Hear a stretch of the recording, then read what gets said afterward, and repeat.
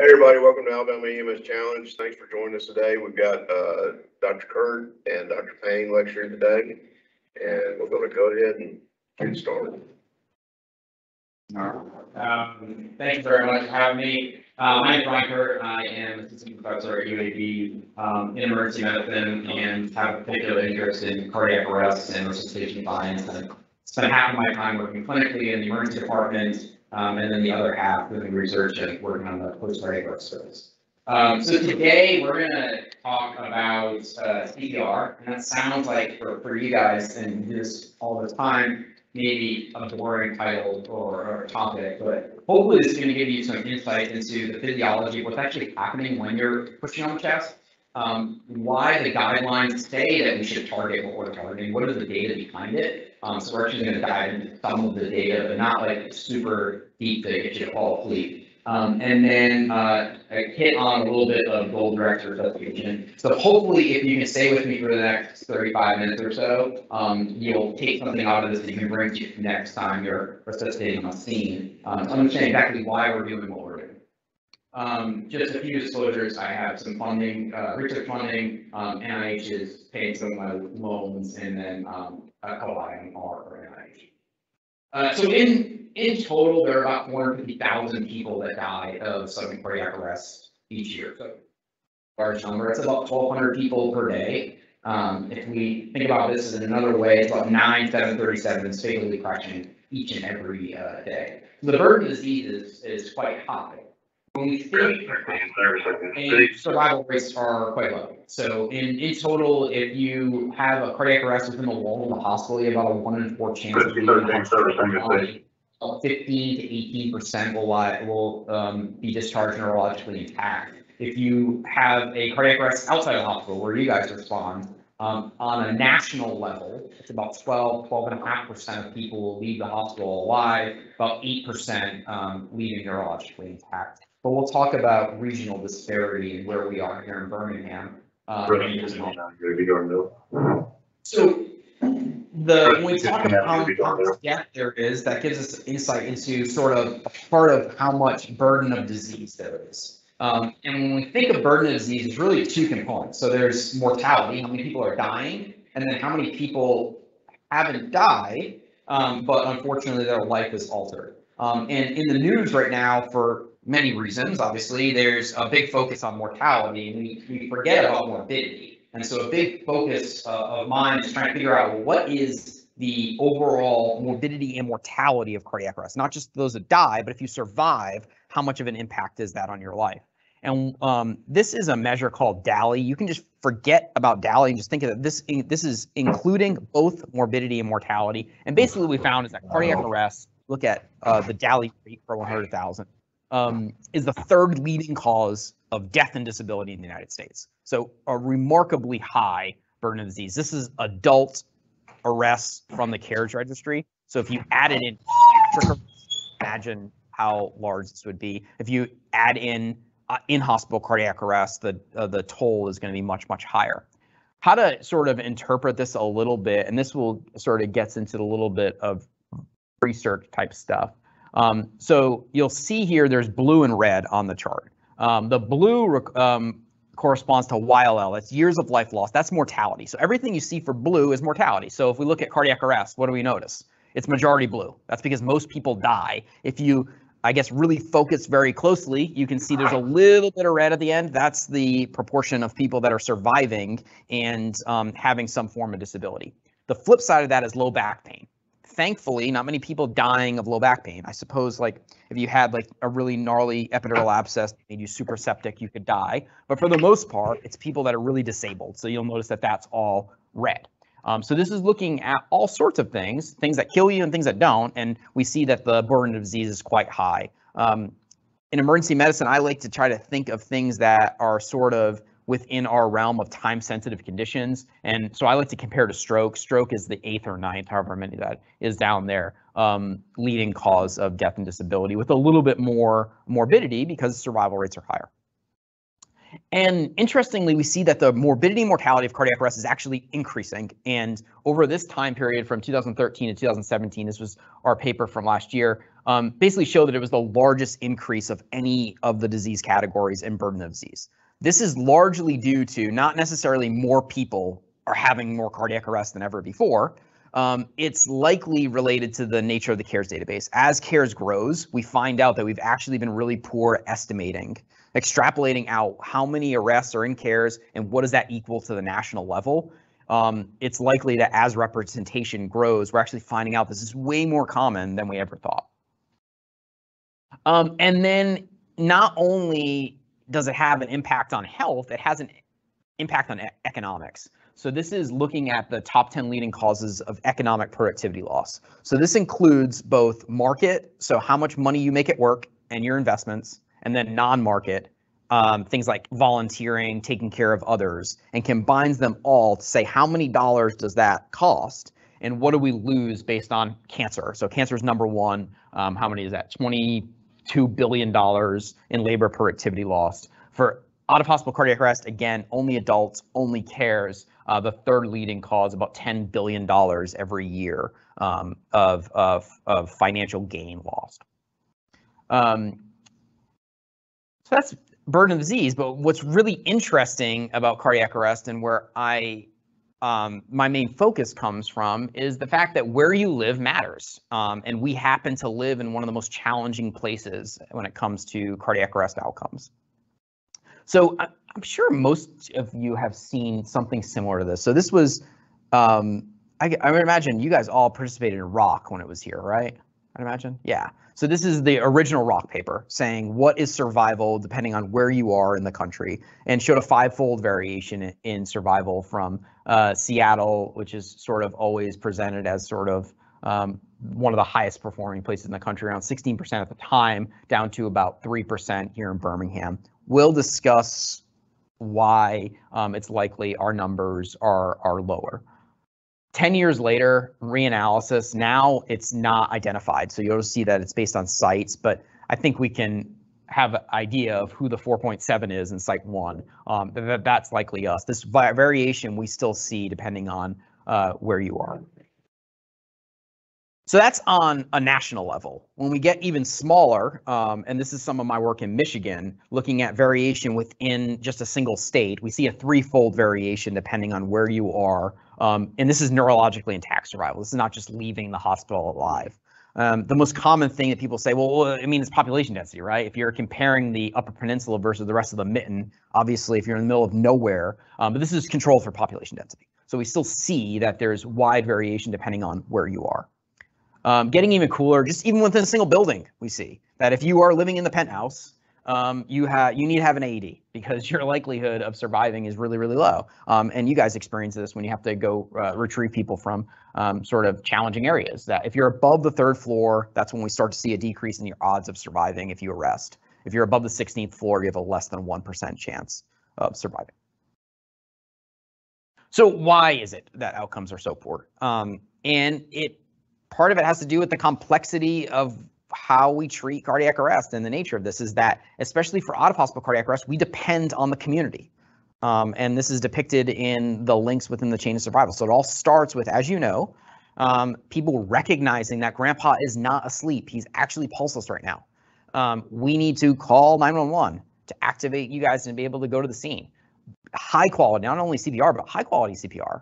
Use an AED if one's available, and so forth down the line. And you can imagine that if you guys get a call and somebody has been pulseless for 45 minutes and everyone's sort of standing around, no one has done CPR, you can provide the best resuscitation possible. And it's unlikely that we're going to have a good outcome. If you get a pulse back, regardless of the intense post-resuscitative care that we give in the ICU, if the damage is done, it's unlikely that we're going to have a good outcome.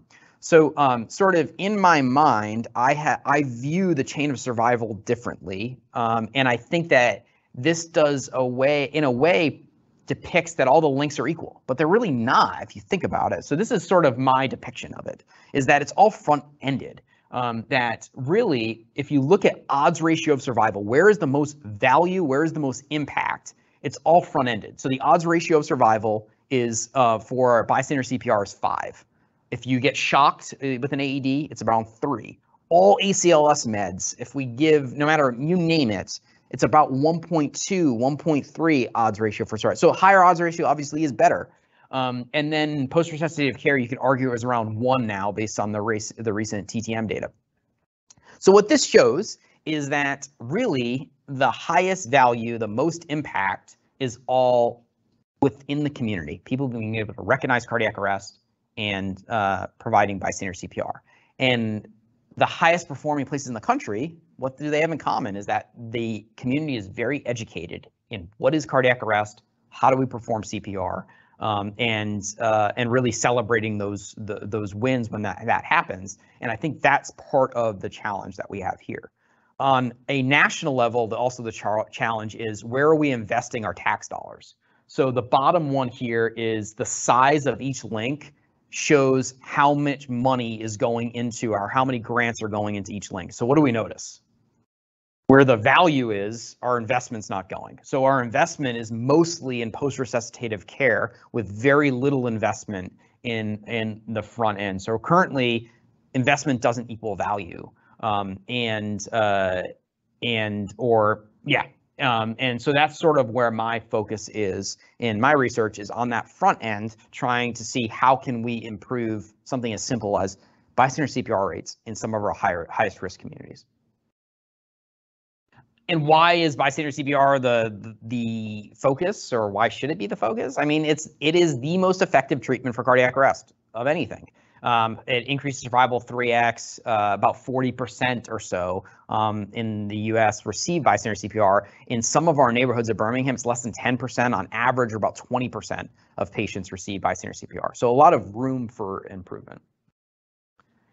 If we think about, well, where is the rationale for why do you believe that if you increase bystander CPR, that survival is going to happen, or survival is going to increase? And we can look at other places around the world that have focused on this. So Denmark is probably the best example. It's probably the size of Michigan. So it's although it's a country, you could sort of think about it as like on a state level in the US as far as population. And what they were able to do is over a 10-year period, they were able to triple 1-year survival of out-of-hospital cardiac arrest by focusing on one thing. And what was that? It was community education in bystander CPR. So they required, if you were going to get a license to drive, you had to become bystander CPR certified. If you went to elementary school, they started teaching CPR. They sent out these pamphlets around the country of reminding people of what cardiac arrest is, how to recognize it, and how to perform CPR. So by focusing on CPR, they doubled the incidence of bystander CPR and tripled survival. But we have more different challenges than sort of a European, like Scandinavian country, is that we know that socioeconomic status and neighborhood makeup has an impact on likelihood of receiving treatment and surviving cardiac arrest. So this is a famous paper by Monique Starks looking at if based on the makeup of a neighborhood, so the percentage of Black residents in a neighborhood, what is your likelihood of getting bystander CPR? What is your likelihood of getting an AED? And we see that as that rate goes up, your likelihood of receiving bystander CPR survival AEDs go down. Same thing, the bottom graph here is essentially household income. So as your income goes down, your likelihood of receiving bystander CPR goes up. So this is all health inequity. These are things that can be actually addressed to hopefully improve survival in the community that we serve. So this is where we start to dive into what I am interested in, and that is how do we strategically go after neighborhoods in Birmingham to intervene to try to improve bystander CPR rates? Is there a way that we can use data? So this is looking at social determinants of health. So there are multiple, I think this is so interesting. There are multiple components that go into here. So on the top, just forget the map for a second, but on the top, the 1 through 5, the higher number is more at risk. And this is a score that basically includes a number of things. One, it's the percentage of Black residents, below poverty line, unemployment rate, percent without a high school education, life expectancy. So this all goes in to create this social determinants of health score. And then we can find out where are some of the highest risk places. And the darkest green on the map, this is obviously Jefferson County, are some of the places that are highest risk from a social determinants of health standpoint.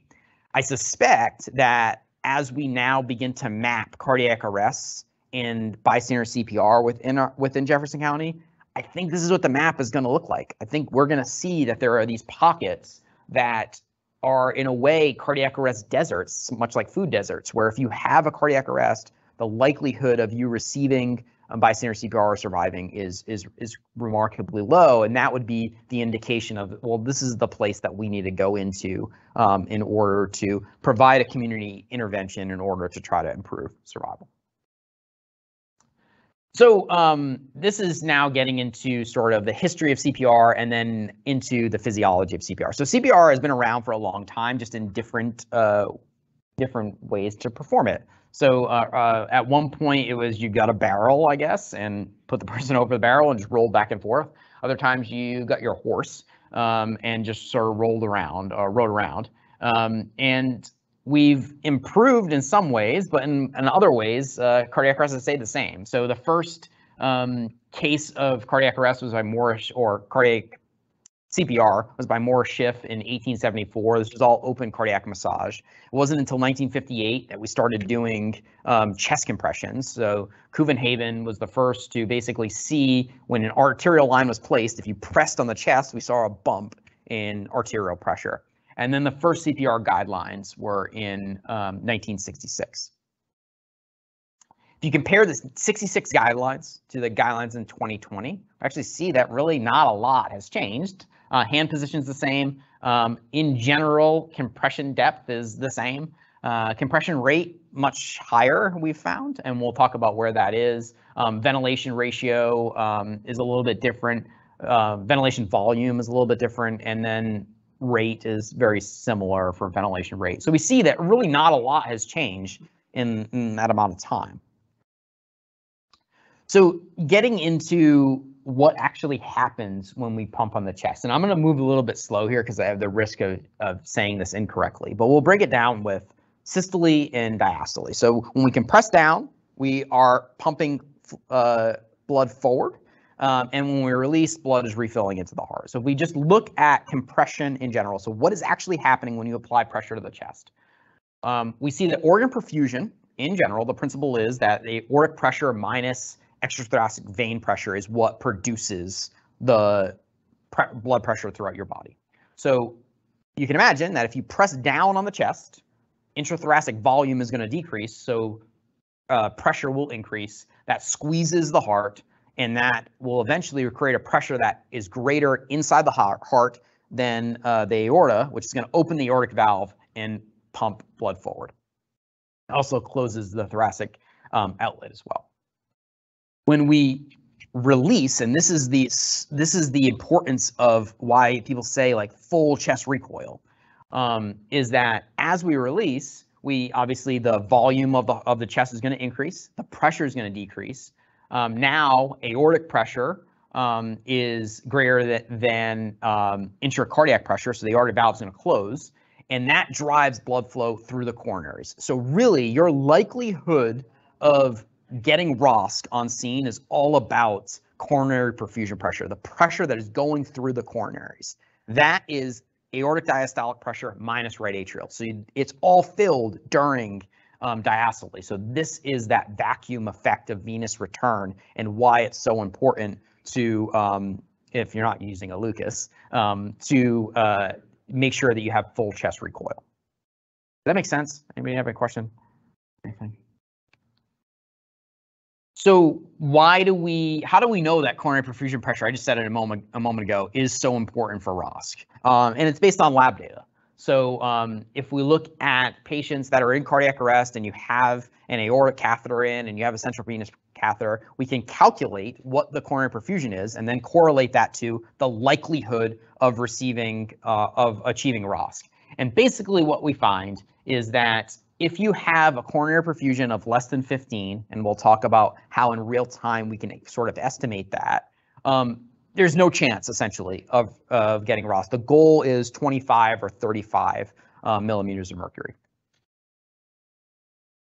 This graph here is looking at coronary perfusion pressure. This is a study that we did where we had pigs in cardiac arrest, instrumented them so that we could see what their blood pressure is, what their arterial pressure is, what their venous pressure is, and then did chest compressions. So does this work here?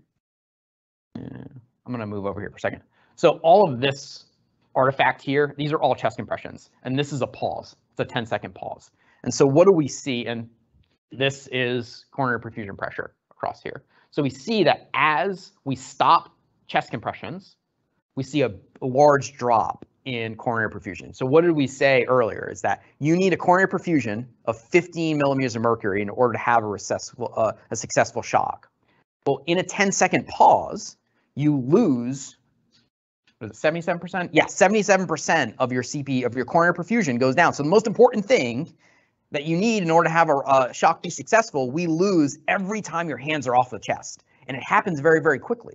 The problem is just restarting chest compressions doesn't get you back to where you were. It takes 20 seconds of CPR following a 10-second pause to just restore 83% of what you previously lost. So this is just highlighting the fact that really hands off the chest at any time really impacts coronary perfusion, and you want to minimize that as much as possible, knowing that coronary perfusion is what is driving your likelihood of a shock being successful. And this is defibrillation here. So that's a shock on the aortic pressure.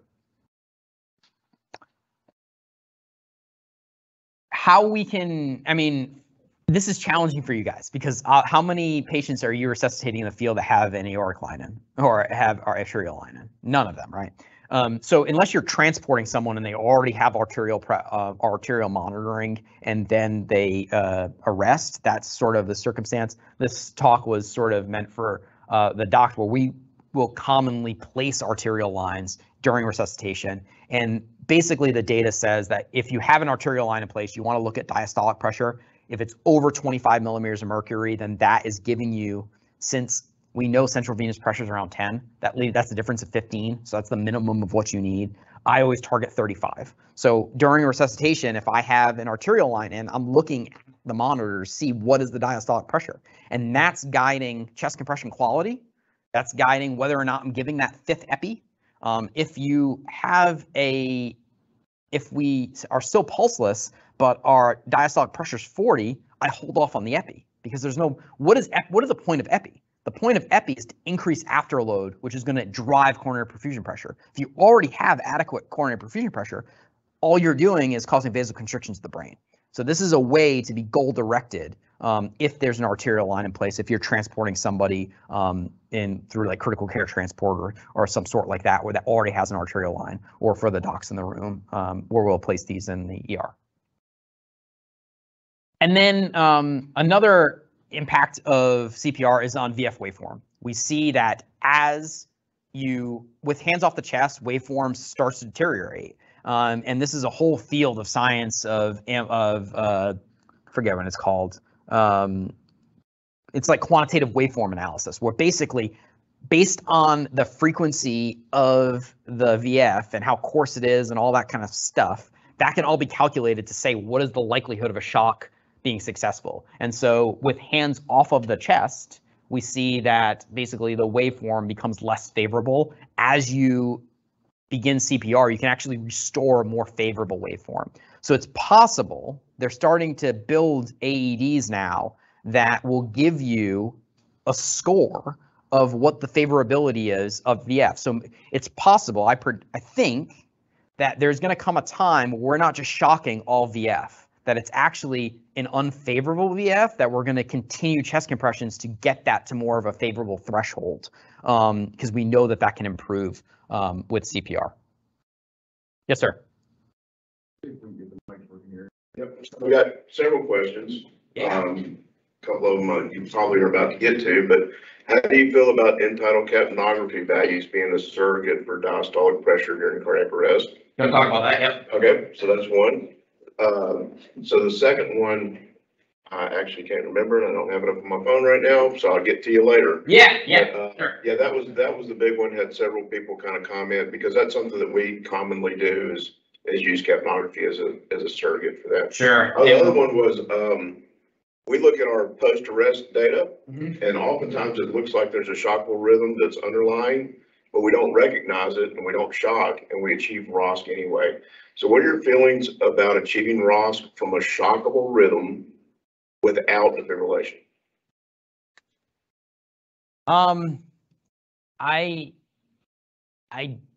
I don't know, because I haven't seen any science behind it. I haven't seen any data behind that. I haven't seen even animal data behind it. It's sort of in the research world that I live in. I don't discount anything, and I believe everything is possible until we prove that it isn't. But I don't think that I'd have to do a comprehensive literature search, but I do not think that there is much data at all out there on whether or not just CPR alone will take you from VF to a perfusing rhythm. I think it's certainly possible, but I don't know if there's any other than anecdotal data. I don't know if there's any data to support it. Not to say that there couldn't be. Well, we've certainly seen ROSC be achieved from non-shockable rhythms with just CPR, right? Yeah, and then just this week there was a paper that just showed that if you look on ultrasounds, it's like 1 in 4 or something patients that are actually in PEA that we see that does not look shockable on our monitor. Actually, if you look at it with an ultrasound, it's fibrillating. And so it's possible that there are some patients that we see that look like they're in asystole that's just remarkably fine VF, that through ultrasound we actually see that this actually is VF, and those people have all been categorized as non-shockable rhythms. But I certainly think the body is meant to be perfused.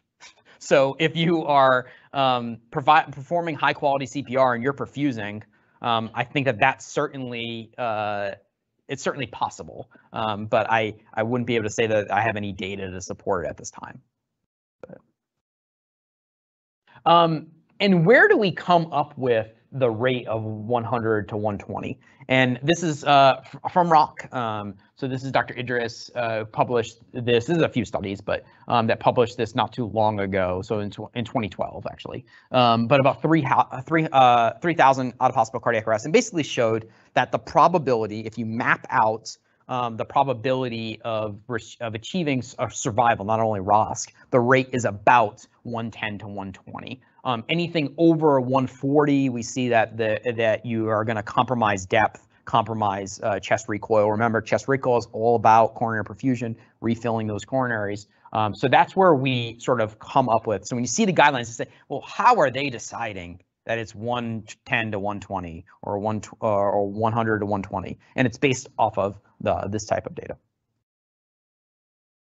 And then what do I have here? Oh, this is where the depth comes from. So this is a paper by Ian Steele looking at the adjusted odds ratio based on the amount of depth with every chest compression, and survival was about optimal survival is about 5.4 centimeters, and so that's where the guidelines come from. Above 6 centimeters is when you start to have the injury that comes along with it doesn't match the benefit of CPR. And this is where a lot of the mechanical device data that's being published suggesting that perhaps Lucas and other devices actually cause more injury, but suggesting at this point where they don't have clear evidence of it. And this is getting to the end-tidal CO2. So we know that if you're monitoring end-tidal CO2 during arrest, that less than 10 is essentially predictive of mortality after 20 minutes of resuscitation. The goal is greater than 20. The idea is during CPR, you're providing blood flow. The higher blood flow is actually making it back to the lungs. And so if you're having lung return where there is actually some form of ventilation where we can see end-tidal, then that's a surrogate for optimal blood flow. The problem is, and this is where it likely affects a lot of you guys, supraglottic airways are not considered reliable. You really need a definitive airway to, at least data-wise, to be able to use end-tidal CO2 consistent with the evidence. Essentially, without a definitive error where you're applying this principle to a population that it wasn't studied in, because it hasn't been, when it's been studied with supraglottic airways, we find that there's just too big of a leak that you potentially could be measuring it falsely low, essentially. And then this is sort of like giving an idea of, I don't remember exactly why I included this, but I think it has to do with the fact that we will, another way of showing that survival goes up as CPR increases, but also kind of ties into what you guys, maybe you'll think is interesting, because it ties into the idea of like scoop and run versus sort of stay and play type thing. So this is an analysis we did 2 years ago now, looking at 67,000 bystander witnessed arrests throughout the country. This is all through CARES, and it's looking at scene time interval. So the time that you guys arrive on scene to the time you actually leave to the hospital, and then what is the curve like for survival? And I think it's super interesting. So basically on the y-axis, so the up and down, there is the probability of the likelihood of CPC 1 or 2. So that's a good neurologic outcome. Those are people that can return to work and are functioning normally in society. So if you have a cardiac arrest, you want to be a CPC 1 or 2. And then the x-axis on the bottom there is time. So again, remember scene time interval, time 0 is the time you guys arrive to the time you leave for the hospital. And what we notice is it's about 20 minutes. After about 20 minutes is when we start to see this large drop in survival rates. And so for every 1 minute beyond that, the adjusted odds of a poor outcome increases by 3.5%. So basically what this shows is that there's no benefits. I think this supports the idea that there's no benefit for you guys just simply picking people up and bringing them to us in the emergency department. Everything that you can do, we are going to do in the emergency department. And so for the first 20 minutes, this is supportive of the fact that you guys work the scene and do as the best you can to try to achieve ROSC. For those with, this goes down a completely different rabbit hole, but what to do after 20 minutes for things that are like still in a shockable rhythm and witnessed and young and all those kind of things. I'm not going to comment on sort of that, but at least what the data shows is in the first 20 minutes, staying on scene, it makes sense, and the data supports that. We start to see this large dip beyond 20 minutes. The idea of why did I even do this analysis in the first place is I'm interested in ECMO, so when to cannulate people. So if you are a 50-year-old that is in refractory VF and it was witnessed with bystander CPR, how long should they be worked? How long should you guys be on scene trying to resuscitate them before bringing them to a place that's ECMO capable? Because we know you have to be on pump, so you have to be fully cannulated on pump within 60 minutes. And that takes some time to do. And so basically the idea behind this paper was looking at, well, how much time do we need to be on scene? So this, to me, in theory, supports the idea of 20 minutes on scene if refractory for in that circumstance, and only in terms of eCPR, it would be reasonable to transport at that time, because if it's 7 to 8 minutes to the hospital, that still gives 30 minutes or so to get on pump, which is reasonable. So down the line in the future, where hopefully eCPR is more widely available, I think this sort of supports the timeline for that treatment. And then this also gives you an idea of what the impact of how important rhythm is. So the red is shockable rhythm and the black is non-shockable rhythm. So what's the big difference? Your likelihood of CPC 1 or 2 of a good neurologic outcome is remarkably higher if you are in a shockable rhythm versus a non-shockable rhythm, assuming we are declaring the rhythm correctly. Yes, sir? The big question there becomes just the gross numbers, because we find that looking at our arrest here, there's very few shockable rhythm arrests compared to non-shockable rhythm arrests. So yeah, it's a much bigger pool of data for the non-shockables. Totally. That a lot has to do with the fact that bystander CPR rates are so low. So without bystander CPR, you're going to degrade. I think in theory, well, I could back up a little bit, but I'm just trying to think of how much I want to go into this. In general, 30, 40 years ago, most people were found in VF. And bystander CPR rates were sort of the same as they are now. And so the question is, well, why is that the case?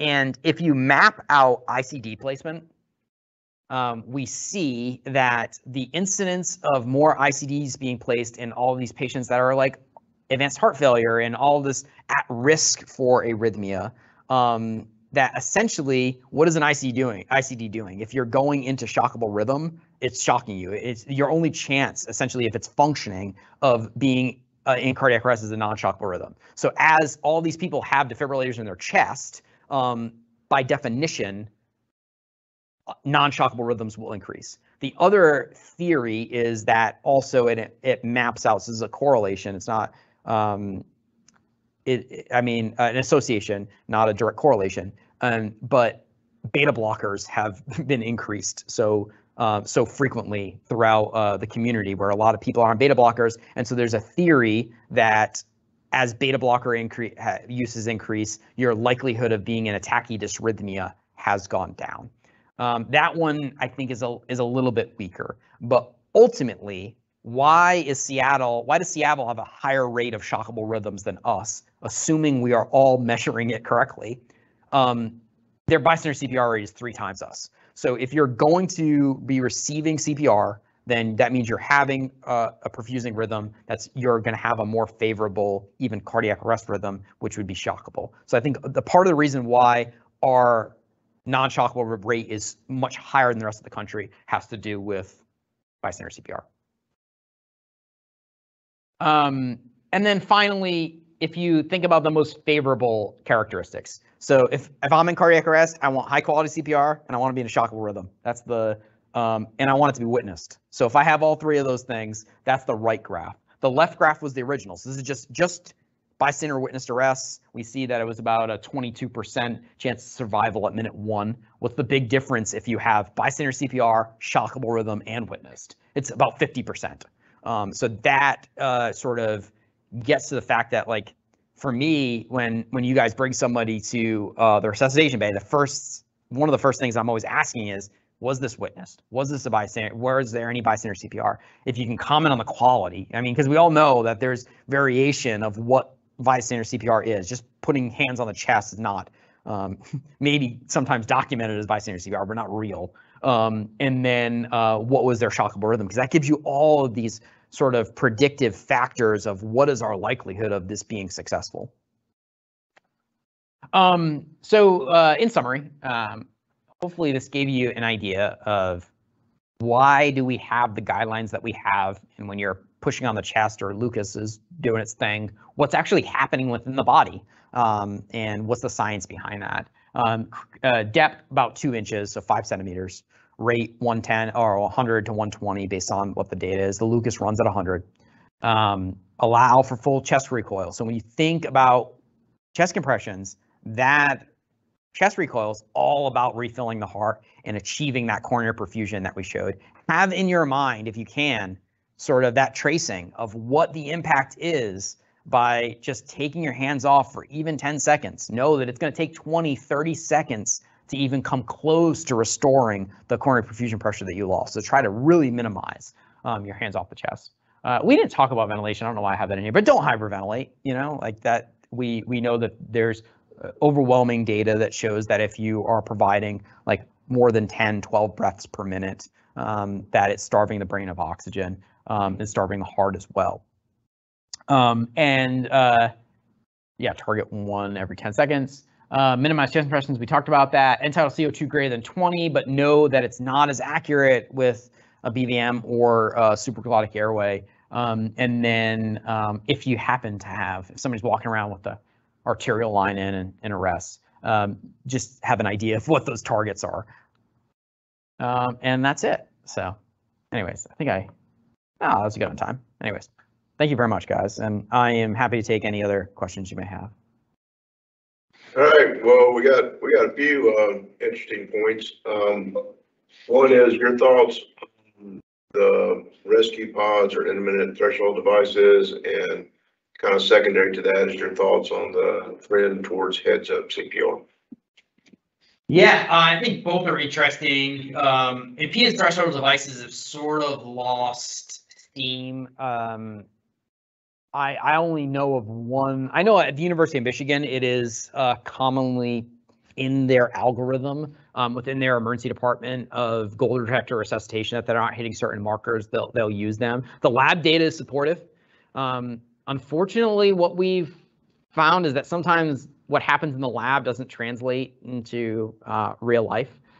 So I don't have a strong opinion on rescue pod or impedance threshold devices, and I don't know what their cost is. So I think obviously the cost benefit is something to sort of consider. I am in general in favor of sticking to the basics and doing the basics very, very well. And I think that's probably the best approach. Heads up CPR is really interesting. And I will say that there has been more and more literature on this, and I have not read all of them, all of the papers, but at least physiologically it makes sense. And looking at a lot of the pig data is really convincing. But some of the early human data is interesting too. But we would need a randomized trial for that, and we don't have that at this point. So I haven't read enough about it to think about what are some of the potential downsides. But do I use it now? No. But I don't have a great reason or a strong feeling not to. So you're talking earlier about giving epinephrine primarily as a way to increase diastolic blood pressure or to achieve that peripheral vasoconstriction. So why do we get rid of vasopressin? It was purely to simplify the algorithm. So if you talk to the guidelines committee, the data is equal. Really doesn't support one more than the other, and the thought was that to simplify the algorithm was the correct approach. Now, whether or not that is the best thing to do, I'm not sure. We have obviously the steroids and vasopressin data that just came out of Denmark, that they may start to reconsider that. But speaking with members of the guidelines committee that changed the guidelines, it was not because new data came out that said, hey, epinephrine is better or vasopressin is better. It's that there's not data to favor one or the other. There is, at least on a basic science and physiology and animal data, there's more data to support epinephrine than vasopressin. So I think that is likely why it was favored. I also don't know what the cost difference is between the two. But the change in the guidelines I know was purely based on not overwhelming data for either and to simplify the algorithm. The same sort of thing of, well, why is it amiodarone over lidocaine? The ALPS data, if you really look at it, lidocaine still had some, I use lidocaine all the time, even though the guidelines favor amiodarone based on the ALPS data. But the ALPS data supported amiodarone more, essentially. So we've seen especially in some other countries, Japan comes to mind, the use of resuscitation centers and incorporating things like ECMO to be pretty successful. You think that's plausible in the United States, and particularly in this area that we develop resuscitation centers?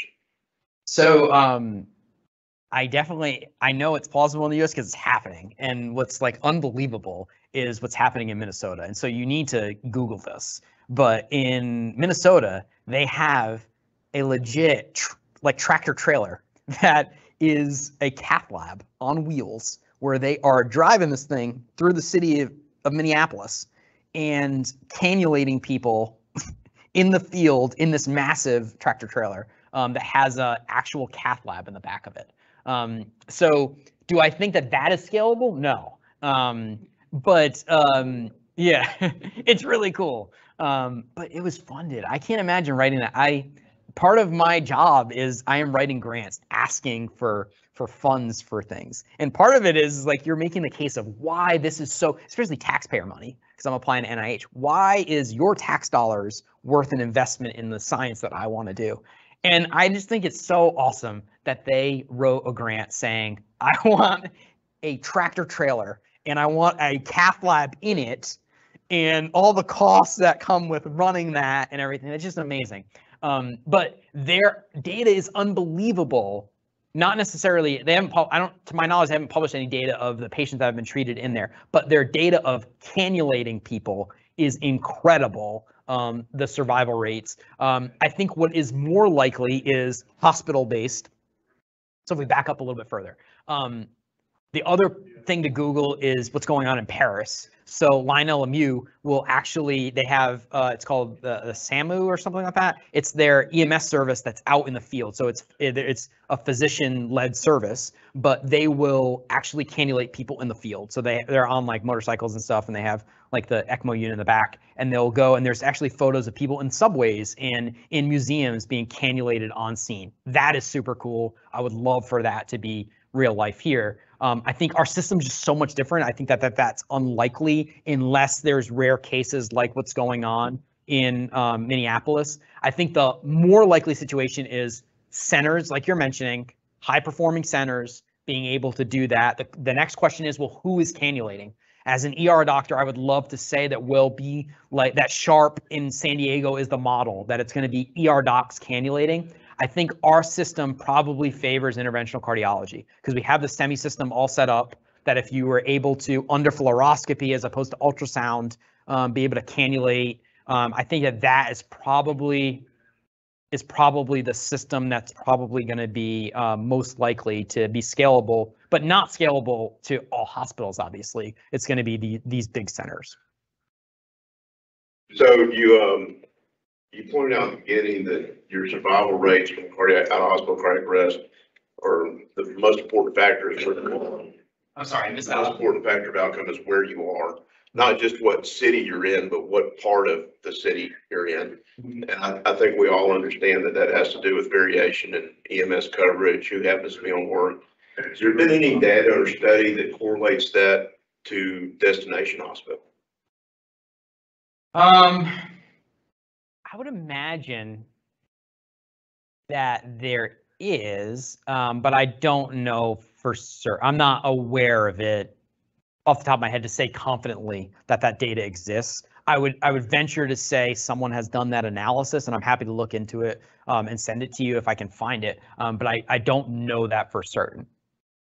I know that like Mashida Beer at Michigan has had multiple grants looking at the makeup of high performing EMS services as far as the service that the area that they cover that has good outcomes. What do those EMS services have in common compared to other places that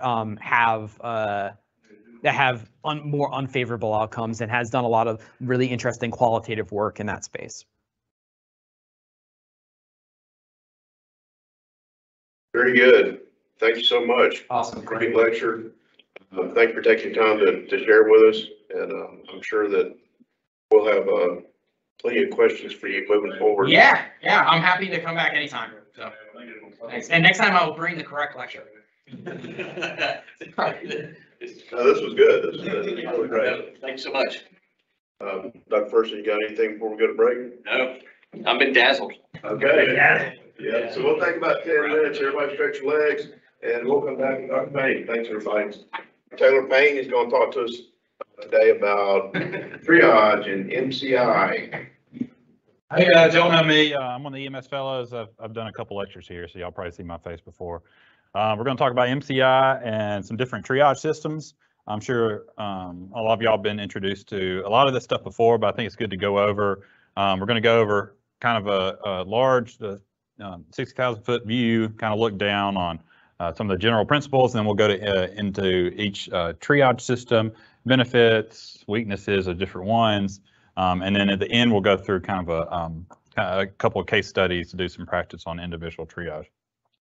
So this lecture won't be as much research, it won't be as many p-values, scatter graphs, so I'm sure y'all are thankful for that. All right, so these are the objectives. We're going to go over some basic terminology. I'm going to briefly touch on some recent MCIs. We'll talk about NIMS and ICS in brief. This is not a NIMS lecture, of course. You know, you can do hours and hours looking at NIMS stuff. We'll talk about key personnel and resources, specifically when we talk about MCI protocols and who all to get involved, what all stakeholders need to be aware of the protocols. Talk a little bit about communication systems, as those are usually the first things to fail in MCIs, that's been found historically. We'll talk about two different main triage systems, the SALT triage and the START triage. START triage being the one that's most used in the United States. And then we'll talk about transport, as far as locations of transport, what kind of decisions go into that, mental health, debrief, and then after action review. So briefly, terminology definition. So what is a mass casualty incident, right? So it's any event that overwhelms the local healthcare system. Okay, so it doesn't have to be many patients, right? So if you're in a scarce resource area, you have 2 ambulances in a county and you have a car wreck that has, 6 injuries, okay, that can be an MCI for that agency, right? So it's just any event that overwhelms the local healthcare system in a short period of time. That's the definition. There's a lot of various categories of MCI. Aviation incidents usually get the most publicity, but you can have industrial events, maritime events, active shooter situations, most recently in the news as well. So I want to go over just a few previous MCIs that I thought were interesting and kind of are well noted in the literature. So this first one was in 1977. I'm sure some of y'all have heard this one, the Tenerife. I'm not sure if I'm saying that right, but Tenerife airport disaster. So this basically was caused, it's a small island on the west coast of Africa. It's actually a Spanish island. But there was a larger international airport in the area that had been, there was a bomb threat made against the airport. So they had been diverting all the planes away from the large international airport. And they were all landing them on this fairly small island. And so you have all these planes landing on one island. They're all taxiing on the runways. And there were so many planes there, they were actually having to use the active runways as taxiways. So you have that, plus there was fog just everywhere in the area. The tower could really not even see the ends of the runway. So what ended up happening was 2 fully loaded 747s crashed into each other while one was trying to take off and one was taxiing down the runway. Killed over 500 people, 61 survivors in one of the airplanes. This is, to this date, still the deadliest aviation incident aside from 9/11. So I'm sure everybody's seen the Beirut explosion now 2 years ago, killed 200 people, injured many. You can watch several videos of the local hospitals in this area. They were just quickly overwhelmed with multiple injuries just because the blast had such a great diameter. It was found to be caused by a fire in a warehouse which stored ammonium nitrate, which was used for fireworks and different industrial techniques. The blast itself was equivalent to half a kiloton of TNT. This was in 2014. One of the largest mine disasters just occurred in Turkey. It was an explosion that caused a fire, basically trapping and killing 300 people and also 480 injured. And I think it took 2 or 3 days to actually evacuate all the survivors out. This was actually last year. This is in Sierra Leone, West Africa. It was a very busy intersection. You have a fuel tanker that collided with a bus, killing 151 and injuring 304. Those were mainly people in the area that were close enough to the explosion to have injuries from the initial explosion. This is one of the more famous sporting disasters. This was 1989 at Hillsborough disaster in Europe. So this was caused by overcrowding and lack of means of egress in the stadium. So back in the 70s and 80s, they really tried to protect the football stadiums by having these fences up around the inside perimeter. And that, in constellation with overcrowding and panic, actually ended up causing a stampeding event that basically caused asphyxiation injuries for a lot of people. They ended up being 97 people killed in this incident, and over 400 were injured. If you notice now, stadiums, a lot of along the inside course of the stadium, there won't be walls. There might be the seating standing on top of the wall, but there's still the ability to come over the wall in the event something like this happens, and that's for this reason. They really don't have those fence barricades on the front end side. This one is really interesting to me. This has actually happened a couple times. So this is Mecca, Saudi Arabia. There's been 2 or 3 different ones over the last 30 or 40 years. This one was 2015. Stampede ended up killing. They don't know exactly the amount, but there was estimation anywhere from over 1,000 to 2,000 people that were killed, and of course many more injured in a panic overcrowding stampede incident. And then, like you talked about earlier, right? This is just your standard MCI. You have 6 people injured in a car wreck in a very small rural agency. This could be your MCI, right? So it's very important that all agencies, no matter how big or small, have some type of MCI plan. So preparation is key. We're going to talk about mitigation, preparedness, different protocols that you can develop for your specific agency. So, and we're going to talk about big picture things first, okay? So mitigation, this is mainly done by public health, but it's also important for fire departments to get involved with this. So this would be any daily activities that personnel undertake prior to disasters. This could be training, this could be risk aversion strategies, simple things like seat belts, highway safety programs, fire inspectors. This is all under the mitigation aspect of MCIs. And then on the other side, you have preparedness, okay? So that's actually the activities that you do to train and enhance your organization's ability to respond to an MCI or disaster. Under that, I have listed the most historical common points of failure during MCI, just based on these previous ones. Communication is always the biggest one. That's usually the first thing that fails is communication.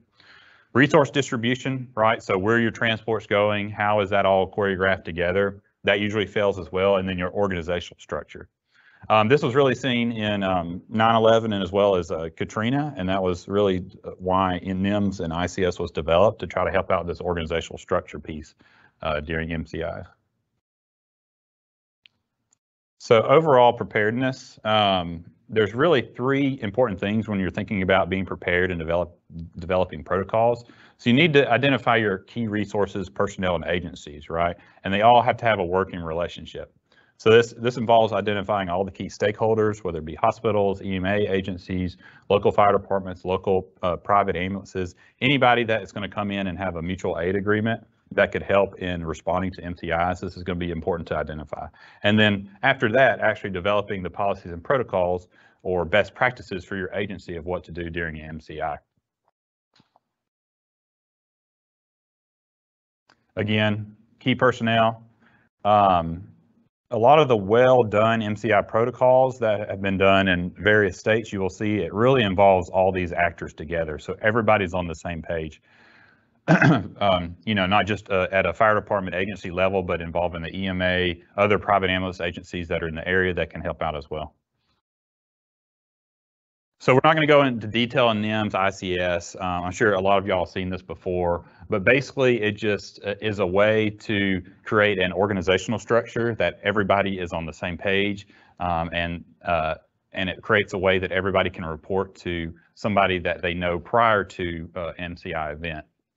There's different branches. Operations is the biggest branch, logistics, planning, and admin. The greatest thing about NIMS when they created it is it's scalable, right? So you can have a small event. If you just need an incident commander and operations branch, that's all you need. And then you can scale it as the event goes up. Again, you can spend hours on this. So I'm not going to go into it much deeper. So specifically talking about protocols that you can develop for MCI, you need to establish key criteria, define roles. That's one of the biggest pieces of the protocols themselves.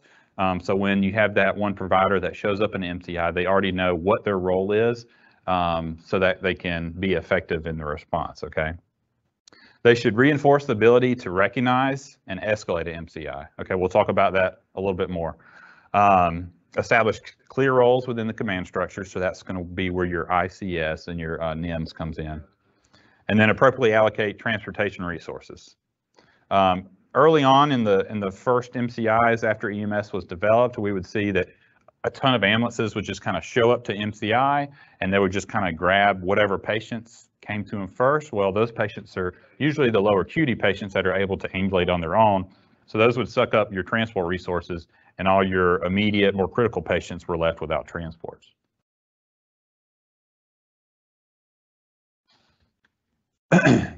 Dispatch is a very important part of all of this. It's kind of what initiates your MCI response. I'll go over a specific dispatch protocol here in just a minute from Indianapolis Fire Department, but you can create one for your own agency, but either way, it needs to be in congruence with dispatch so that you know where, how many, what transports are needed, okay? All right, I'm gonna go over an example real quick. So this is just a basic example of from Indianapolis MCI, and this is just a response, right? So this is just initial dispatch response of how many apparatus and how many rescues are going to be dispatched. So you can see it's based off the number of patients that the initial provider, when they show up on scene, they're going to call for a certain code type, right? And that's going to automatically alert dispatch that, hey, we have this many patients. We need to automatically set up a dispatch for this many resources and apparatus, okay? So this is good because then that provider, all he has to do is call in this certain code. All of the agencies are alerted, all the other resources dispatch, and then they can kind of go on and do what else they need to do as far as triage and treating patients. You can say there's different levels here, level 1, 2, and 3. And then this next slide will show kind of what responses just for their particular agency they're going to go with, right? So this 700 mic is their first level. They're going to get 3 transport units, ALS squad, battalion chief, and a couple other safety officers and EMS officers. And then all the way down at the bottom, if you have your highest response, you're going to get automatically 7 units. You'll get some fire apparatus, 2 heavy rescues, a rehab service, and you can see how this is kind of scalable depending on the size of the event. So it's really important in your protocols that you define different levels of activation when that first provider arrives on scene so you can determine what resources are needed. So again, key components of the protocol itself: initial recognition of the MCI by the on-scene providers, right? Because they're the ones that's going to activate the protocols, whether this be a battalion chief or just a first responder if you're in a small agency.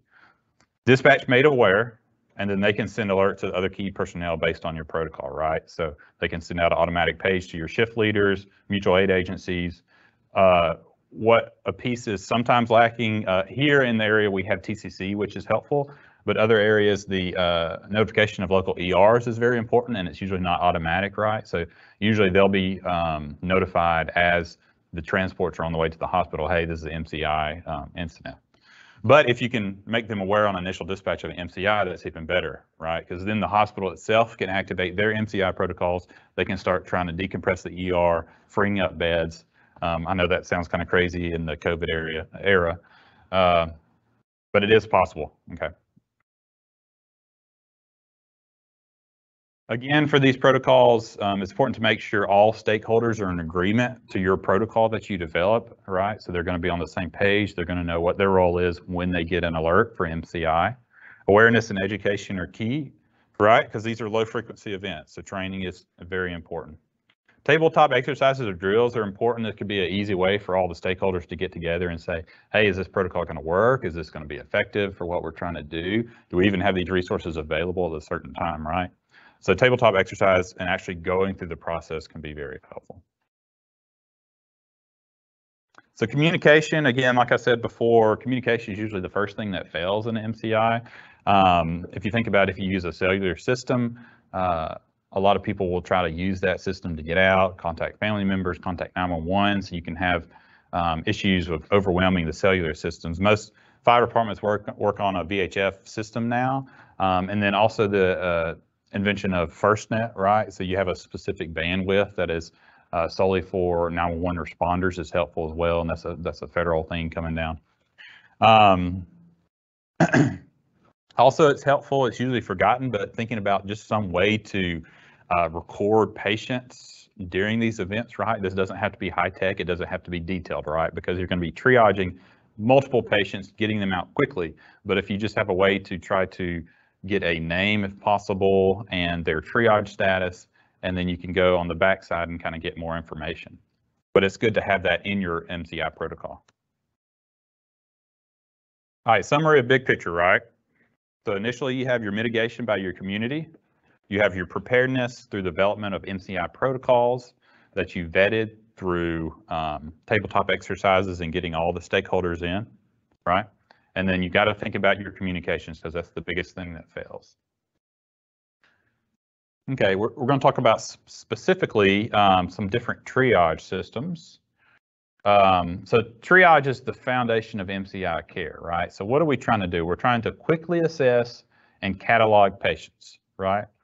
So normal EMS care, we're trying to provide the best outcome for each individual patient, right? That's what we're trying to do, normal everyday EMS.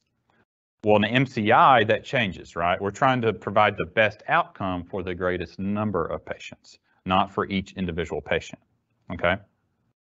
Again, this is a dynamic process. So once you triage somebody and place them in a certain category, if they're still on scene, you're still waiting on transports, you have to re-triage people every so often to make sure their level hasn't changed based on their clinical status. So there's many different systems. Like I said earlier, we'll go over the SALT and START. START is probably the most widely used in the US. Bottom line is find one you like, find one you think is easy, find one you think that works, and use it in your agency. Again, the goal is to triage for appropriate timeliness of transport. That's really what you're trying to do, right? You're trying to see who needs to be transported immediately, who can be waited, who can wait for a transport down the line.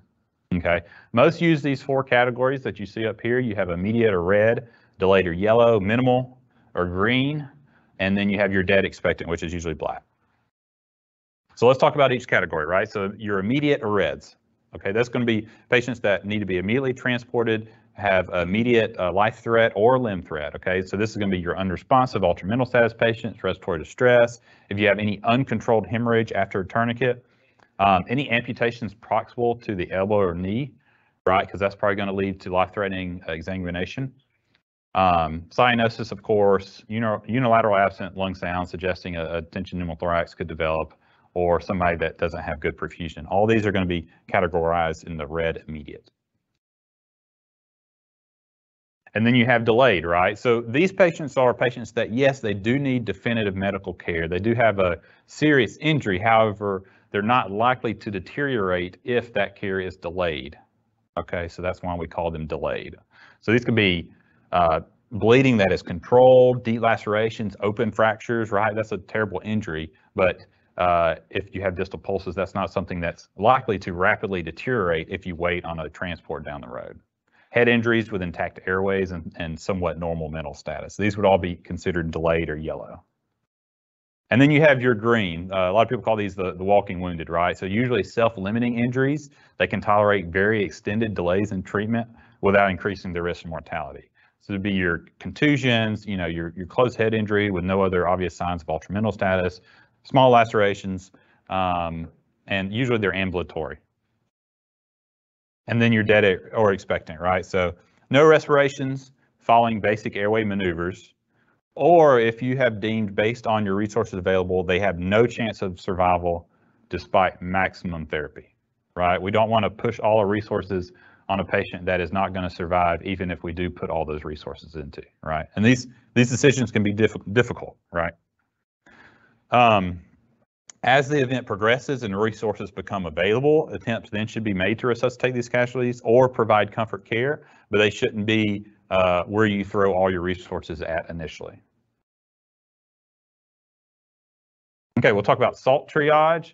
The one reason I do like SALT triage is initially it begins with a sorting of patients before you actually triage them into a category, which I think is helpful. And then it also includes LSI, or life-saving interventions, right? So you come up to a patient that is a red. If you find something that is something that you can intervene on right away, then this is incorporated into the triage process. So this is the diagram, right? So initially you have your sorting of patients, right? So you say, okay, everybody in this area, all my patients here, if you can walk to this area, right? If you can set up a green area for them, if you can walk to this area, you're going to be looked at last to be evaluated, okay? The next thing you say is, can you wave? If you're laying on the ground, you can't walk, but if you can put up your hand and wave to me, that's going to be who you assess second, right? So that means they at least have a mental status and perfusing enough that they can follow commands. And then your last ones are going to be ones that are still laying on the ground that you don't see any movement from, or otherwise not giving you any feedback to your sorting, right? So those are the ones you're going to go to first. And then the next step in SALT is your assessment, right? So you go up to each individual patient. First thing you look for, is there any life-saving intervention that can be done immediately to this patient? So control major hemorrhage, right? Partial amputation, you have an arterial bleed, throw a tourniquet on it, direct pressure. If you got somebody else that's not injured, come over here, provide direct pressure, something that could save this person's life immediately, right? Chest decompression, right? Or if for some reason you're suspecting this is like a terrorist event and you have a mass toxin that's produced, if you have auto injectors available, if that's part of your protocol, then you can do this as well. That would be considered a life-saving intervention. And then also opening the airway, right? So if you walk up to somebody, they're not breathing, most all triage systems will say, do some basic airway maneuvers to see if they will start spontaneously breathing. Okay, so this doesn't mean bag them, it means head tilt, chin lift, jaw thrust, just to see if they'll start breathing spontaneously, right? If they're still not breathing after that, then they're black tag, okay, they're dead. If they start breathing, then you go on to the next portion, right? So this is obeys commands or makes purposeful movements. So this is kind of assessing mental status. Peripheral pulse, right? Do they have a peripheral pulse? Are they in respiratory distress? Is any of the major hemorrhage that you found, is it controlled now, right? So if any of that is no, if you have any of those, that is no. So doesn't have peripheral pulse, is in respiratory distress, doesn't have hemorrhage that's controlled, that's going to be triage to an immediate. Okay. If all those are yes, if all those criteria is yes, then you go on to the next step, right? Which is either going to be delayed or minimal. If you find that, hey, this person's actually is just minor injuries, they can go to a green or minimal, but most of these are going to be delayed. Okay. So that's a little bit more complicated than START. I think that's why most people will use this next one, START, which is most widely used in the US. The biggest things it looks at, again, somewhat similar, is respiratory function, perfusion, and mental status. So I think this one, beside the sorting piece of the SALT, I do like this one a lot. So you can see at the top, you got ambulatory, not ambulatory, right? So that's kind of your first sorting like you were in SALT. The next step is breathing. Is this person spontaneously breathing? Okay. If they're not breathing, then you open their airway to see if they start spontaneously breathing. If they don't start spontaneously breathing after you open the airway, then they're a black tag, they're dead. If they do, then they're immediate red. If the person is breathing, but say they're breathing at an abnormal rate, they're either breathing greater than 30 times a minute or less than 10 times a minute, that's going to be an immediate, right? So that's going to be a red tag. If they're breathing fine, you go on to the next step, which is perfusion, right? Good cap refill or a radial pulse. If they don't have a radial pulse, then that would go to immediate, which would be on the left side of your tree here. If they do have good breathing, good rate, good perfusion, the last step is mental status, right? So can they follow simple commands? Can you ask them, squeeze your hands? Are they talking to you appropriately? And that would go to, is this person a delayed or immediate, right? If they're not following commands, then that would go to an immediate. If they are following commands, everything else looks good, then that would be a delayed. Okay, these can seem complicated, but if you just go through the tree 2 or 3 times, then it becomes kind of intuitive, okay? It just takes practice going through them. The other one I'm going to mention briefly is this jumpstart triage, which is for pediatric triage. You can see it's a little different in that it will allow you to provide rescue breaths. So if you check for breathing, you position their airway. If you check for pulse, they do have a pulse, then you give rescue breaths to see if they start breathing after that, okay? If they basically have a very weak pulse but are not breathing even after rescue breaths and positioning of airway, then that's going to be in the deceased or black tag, okay? And then the other caveat to the jump start for peds is that their mental status, right? Some kids are going to have the abnormal mental status just because of their age, right? So you can go down and see, is it appropriate or inappropriate for their age, right? And then that's going to determine if they're immediate or delayed. So triage locations and tags, you've all seen these before. And all this is a way to group those patients that you've categorized in a certain location, right? So you'll see the TARP system a lot, the different color codes. You can see some people will have these that you can make. Really, the easiest thing, you can go to Lowe's and just get the different color ribbons, right? Or you can get surveyor tape of different colors. And all you have to do is just tape it on their wrist, tape it on their leg. And that's been found in previous MCIs to be the easiest and quickest thing. You can also use colored pens, right? Just go to their forehead, mark yellow, mark red on their forehead. So that's another option too, right? This doesn't have to be complicated. This doesn't have to be hard.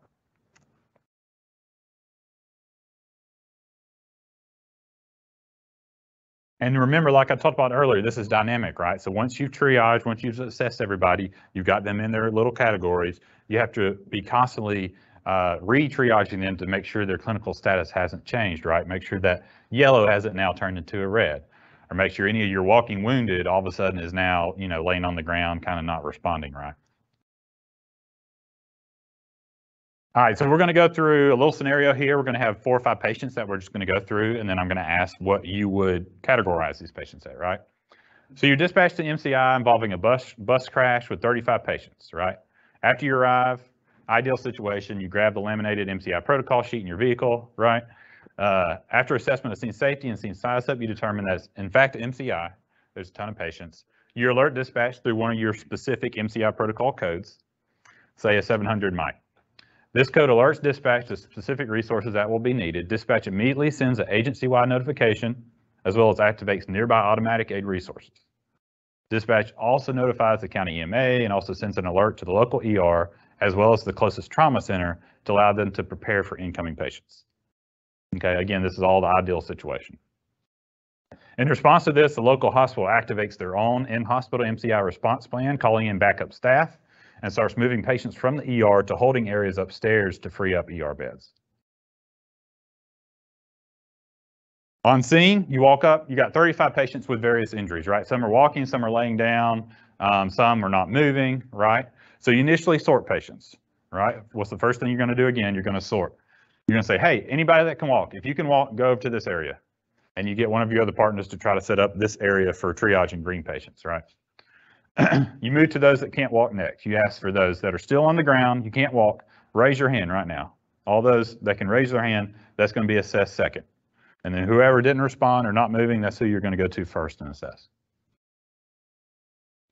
All right, so patient 1, you got adult male, not breathing, with an obvious open fracture to his right femur and a laceration to his forehead. What do you want to do? What do you think? What do you think category? Do what? Okay, yeah. So remember, you come up to somebody that's not breathing, almost all triages will ask you to open their airway, basic maneuvers, again, not BVM, just a basic airway maneuver to see if they'll spontaneously start breathing, right? And then that's going to determine if they're either dead or red, right?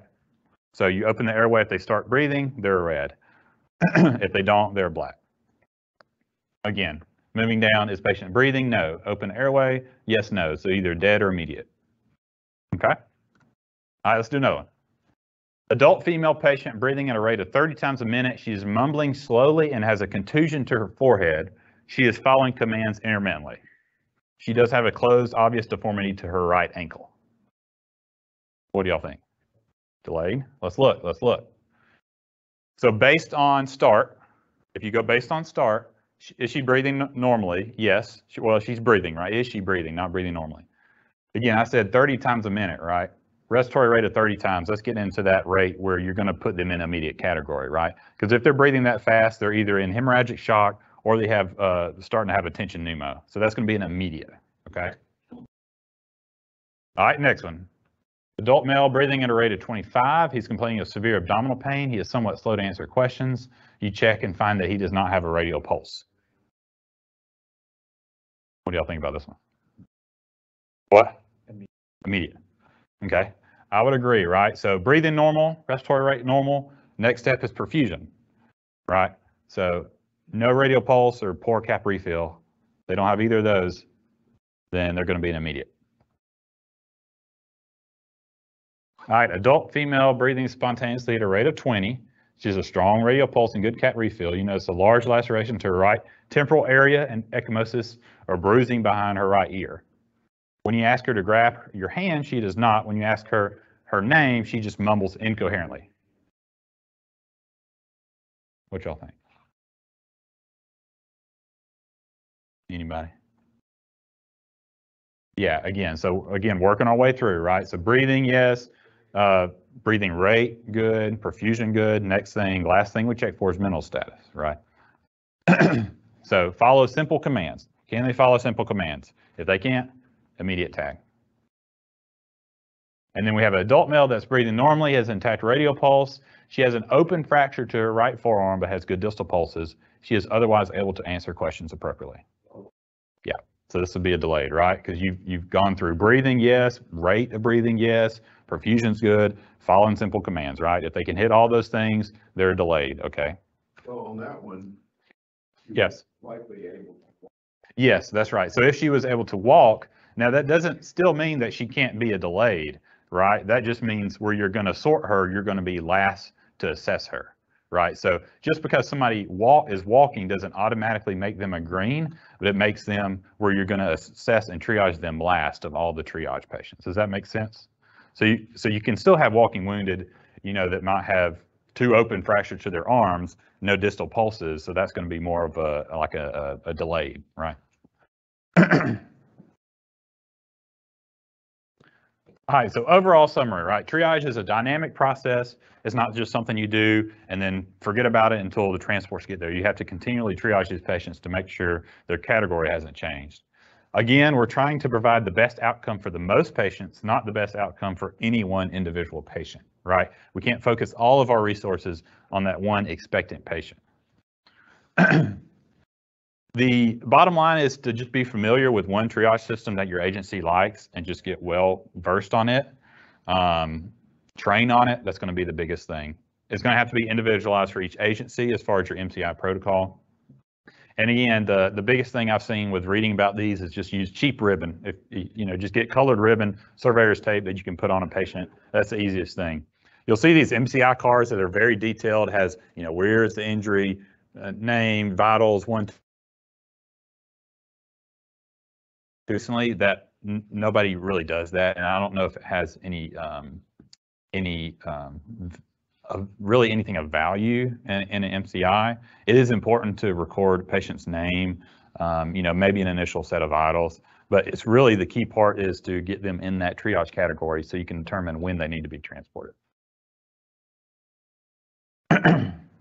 So again, treatment after triage, right? So not just re-triaging, but if there's ALS things you can do while you're waiting on transport, it's needed to be done, right? So this was really seen in the Boston Marathon bombing. Fortunately, where the bomb was detonated is actually pretty close to the end of the finish line, which was close to one of the medical aid tents, right? So there's a lot of health providers that could be on scene pretty quickly that ended up helping a lot, right? So they could control hemorrhage very quickly. In this certain case, right? So you got to think about that too, not just triaging people. Again, transport, the transport section overall is going to be part of the medical branch, and it's one of the most important sections. I didn't talk about it earlier, but your transport officer, if you have enough resources to have one, is going to be one of your biggest values as far as MCIs. With us in Alabama, TCC is a great aid, right? So we just call them, we say, hey, we have these many patients. They can automatically look at which hospitals are on divert, which ones have what capacity, and then they can liaison between the different hospitals to say, hey, you have these many people, you have this many people, right? But not all states have that. So, this is not talked about a lot, but mental health is a big key, and I would advocate that most agencies would try to have some type of plan to deal with this after a big event. It's well known and documented that first responders suffer high rates of mental issues and PTSD after these events. So ideally, you would have a plan in place to either have some kind of employee assistance or a crisis intervention team. It was actually well done after 9/11. They brought in teams of psychologists and just people that would help out and debrief the situation. So I would advocate for agencies to have some type of resource available for this, right? And it's likely that some providers are going to need time off after an event like this, okay? Your after action review, so basically this is like a large debriefing looking at specific events, right? So what you try to do is you try to obtain data, right? You get all the 911 radio communications. You look at your ICS structure, you know, how was it set up? Was it set up appropriately? What branches could have been left off? Which ones were not needed, right? How many patient contacts did we actually see? How many did we transported? What apparatus responded and were or were not needed? So this is really where you dive in and you improve on your future MCI plans is after an event like this with the after action review. Okay, in conclusion, again, MCI, it's very complex and dynamic process. It's a low frequency event, right? So it's not something that people can just walk up and then know how to do well without training. Okay, so it's something you have to train on because of its low frequency. Mitigation and preparedness activities are those things you do on the front end to try to, especially with preparedness, to try to improve your relationships with various mutual aid agencies and hospitals in the area. It's nice to have an MCI protocol with all parties involved that agree on, you know, what's going to be each person's role. In your agency, learn a specific triage system and just know that one triage system well. That would be my best advice, and practice with that system. And then again, after action reviews are going to be very helpful if you have a big event like this. All right, well, that's all I had. You got any questions online? Okay. Let me get back to them. We got, the first one was, what tag would you expect to place on a patient that has altered mental status but is ambulatory with no visible injuries? Should you then consider the possibility of internal injuries? And I think if we use the starter triage. Yeah, so I think if you use start triage, I think most of these would be categorized as an immediate, even if they don't have any obvious injuries, right? Because they could have that occult head injury. So I think most triage systems that you use would place this in an immediate category, even if they have stable vitals, even if they're breathing fine, perfusion fine, everything else. Yes, and so to whoever asked that question, thank you for the question, and I answered it, and I got my colors mixed up. So if they follow commands, they should be yellow. They should be red. Yes. Okay. Yeah. Second question, with the female on the scenario of the bus MCI breathing 30 times per minute, is she tagged immediate because of the rate of 30? Understood it was at 30, but not over 30. Yeah, I guess I should have made that more clear as far as over 30. But either way, if they're around that rate, you're going to be concerned, right? And yes, she does have other evidence of things that need immediate tag placement. So like, you know, she's following commands intermittently, but really you don't even get to that step, right? The whole triage schema is a process that you go through individually to make it quick, right? So if you come up to somebody, they're breathing, but they're breathing greater than 30, red tag, right? You don't have to worry about anything else. Red tag, they need to go immediately. Yeah, I think you make a great point that I think is really important here. And I think we're all kind of guilty of not doing enough training on this because practice really, putting your hands on it really reveals some things you don't consider. Yeah. One thing from doing drills in the past that becomes clear to me, if you have immediate patients and you have a tarp laid out for different triage categories, it really doesn't make sense to move the immediate patients to the triage tarp. You just know that they're going to get the next. Yeah, the next one is. Right. So you waste a lot of time and energy moving people just so that they're on the right color tarp. Yeah. And then all mass casualty incidents aren't confined to a scene, right? So that makes it a lot more complicated. Like the Las Vegas shooting was spread out over a big area. Yeah. So you can't really do triage there. You just have to handle people as you encounter them. Right, and that was an interesting situation because that was really the first time that we saw mass amounts of patients transported without EMS, right? So people were just throwing patients in trucks and taking them to the hospital. But the same kind of theories were then enacted when they got to the hospital, right? They were still set up in different categories based off the severity of injuries. And yeah, going back to the training piece, it is important because especially with the active shooter MCIs we've seen recently, what is something everybody says, right? I never expected it to be in our community, right? So you do have to train on it. Even though you can't move them, the tapes can still be helpful. Sure, that's right. You It's have it Yeah, on so you can just tag, you can leave them where they are and not set up a specific location, but just tag them.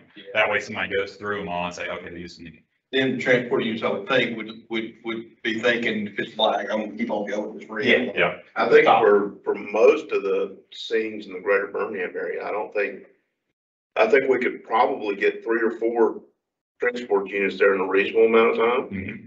Maybe a couple more if we're lucky, but then past that, a lot of these patients are going to be on the scene for an extended period of time. Yeah.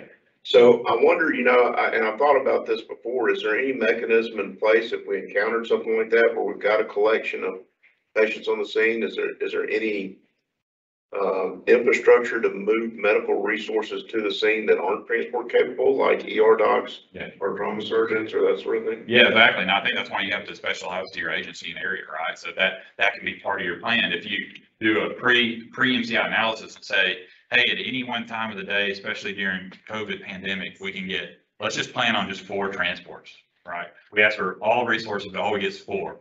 Well, then you gotta have a plan, what we're gonna do with other reds, right? So then you can have a plan of, other resources, whether it be physicians, other resources in the community, whatnot. Yeah.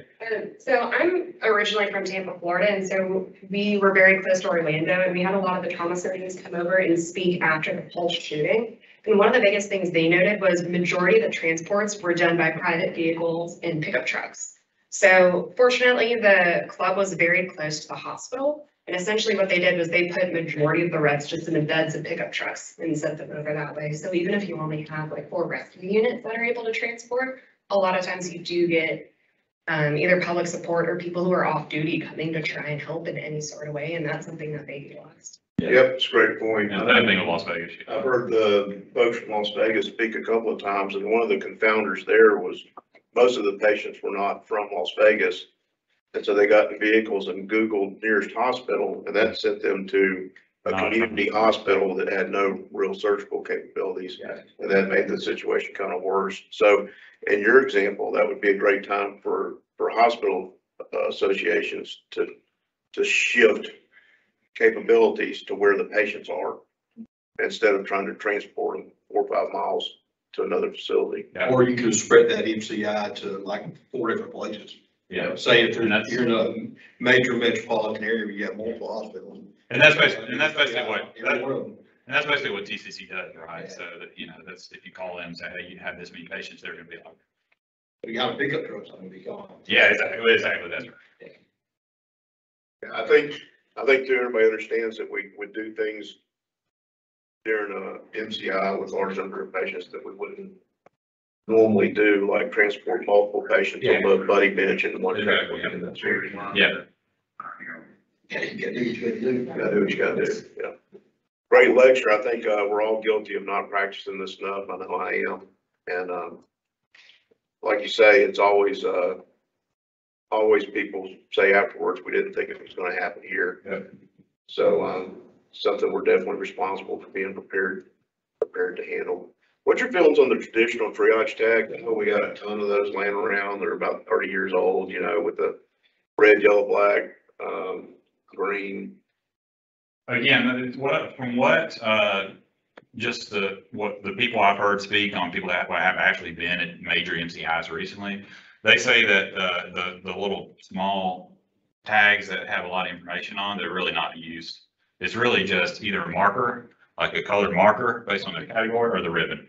And the one guy I heard spoke recently, he said that they went to Lowe's and got the colored surveyor's tape, and that's all they used. Those tags are colored, they're right.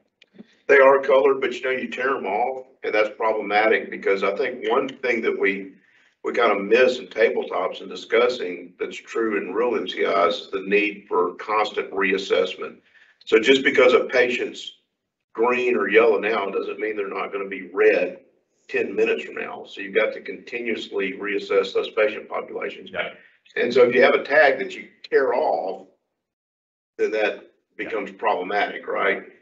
Because now they still got a green tag. Yeah. Well, you could say that for the same thing as the ribbon, but I think the ribbon would be easier to change out.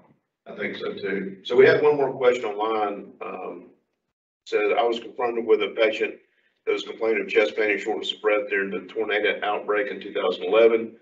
It was obvious her body type and weight and the distance and terrain that she walked to get to the triage center that her complaints were because of the walk and that she was not physically capable of doing. So would you still red tag her or would you just wait? It's a difficult assessment. I think those cases just have to be individualized based on your gestalt or your feeling, but also I wouldn't ever like diagnose that somebody is just, oh, they're just anxious or stressed or panicked based on the event. I would still over triage in that situation. Yeah, I think that question brings out a good point too, is just because the majority of the patients in an MCI are trauma patients, that doesn't mean that you're not also going to have serious medical patients. Right. And a lot of people, especially these longer MCI events, you also got to think about who's going to be responsible for all the normal 911 calls that come into your agency during this too. So some places have agreements that, hey, if we have an MCI event, we're going to focus all our resources on the MCI event and we'll have so-and-so mutual aid agency pick up all our 911 response calls. A lot of places do that. So just something else to think about. I know here in this area, we've got several PSABs, but two big ones are Jefferson County 911 and Birmingham 911. And I know that those two centers are capable of integrating pretty quickly in a CAD-to-CAD relationship. So just be aware that there's lots of capabilities in our dispatch centers if we need it. And I know they can mesh in different frequencies as well for back channels and stuff, which is nice. Are you familiar with either of those two MCI plans? Like the shift commanders to say, I have a mass casualty incident. You don't have to be specific and say, hey, I need you to call a young lady to look hospital. I mean, they have a plan in place. Are you familiar with that plan at all? No, I'm not. No, I'm not.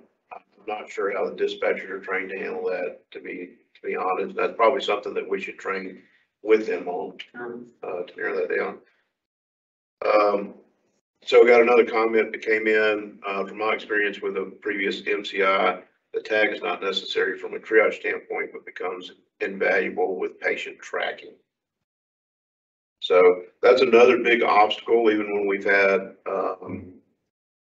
MCIs where nobody had any serious injuries. It was all minor injuries with bus wrecks and that sort of thing. So documentation becomes a nightmare, right?